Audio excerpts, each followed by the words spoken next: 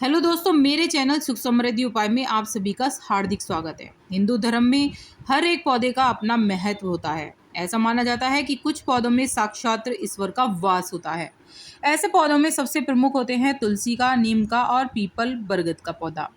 इन सभी पौधों में भगवान का वास होता है और इन पौधों की पूजा भी की जाती है। इसके अलावा एक और पौधा है आक का पौधा।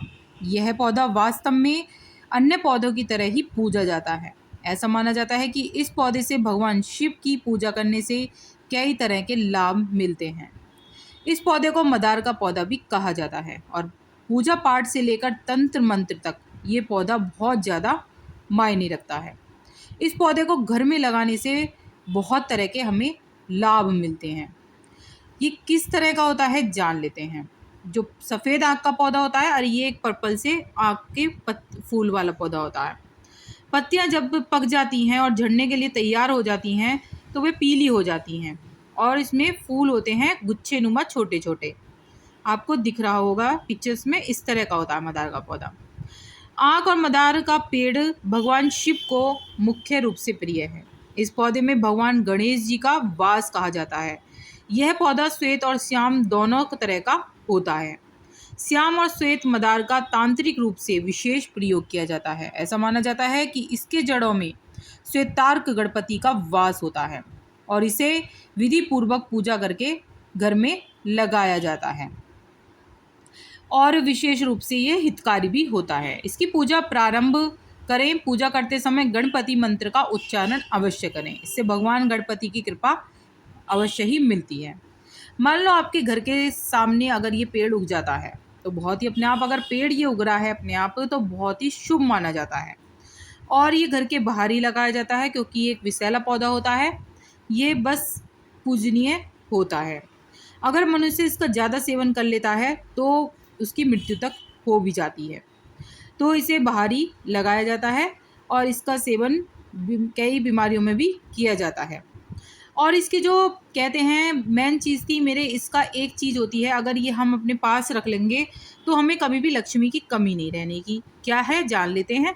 जैसे इसमें एक फल उगता है तो उस फल को आपको क्या करना है, आपको अपने घर पर लेकर आना है। उस फल को पहले तो आप सुखा लीजिए, क्योंकि अगर ऐसे ही रख देंगे तो वो ख़राब हो जाएगा रखे रखे।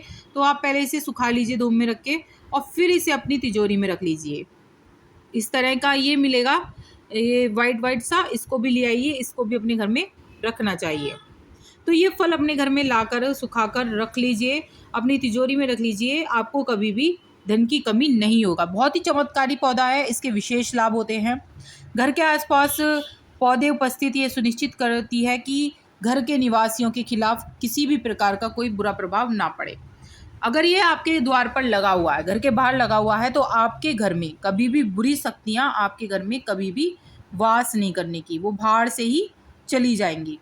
अब बात कर लेते हैं इनके उपायों के बारे में कि हम इनके क्या उपाय कर सकते हैं।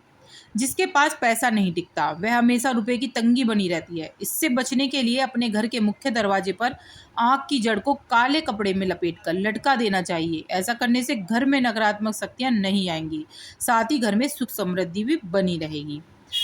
अगर किसी पर भूत प्रेत का बांधा हो गई है तो उन्हें सफ़ेद आग की जड़ बांधनी चाहिए। इससे धारण करने से पहले जड़ को बजरंगबली के चरणों में रखकर उसके बाद सिद्ध करके इसे बांधनी चाहिए। ऐसा करने से प्रेत बांधा आपको छू भी नहीं पाएगी। तो बहुत ही चमत्कारी पौधा है, आपको बहुत ही इससे लाभ होने वाले हैं।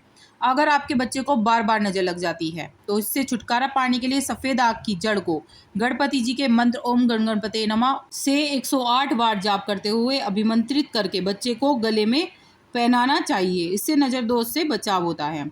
ये बहुत ही चमत्कारी, जैसे कि मैंने बताया, अगर आपके कर्ज की परेशानी हो रही है या कोई आपके दुश्मन है तो आपको क्या करना है, आँख का पौधा, जहाँ भी आँख का पेड़ लगा हो, आपको चुपचाप वहाँ पर जाना है और उसके पत्ते तोड़कर वहीं बैठ जाना है। वहाँ बैठकर आपको क्या करना है, उन पत्तों पर उसी के दूध से, आँख के पत्तों के दूध से उसका नाम लिखना है शत्रु का और वहीं जड़ में गाड़ देना है और फिर वहाँ से चुपचाप अपने किसी से बिना बोले उठकर आ जाना है। ऐसा करने से आपके शत्रु हमेशा के लिए समाप्त हो जाएंगे। वीडियो पे लगे तो लाइक सब्सक्राइब जरूर करें।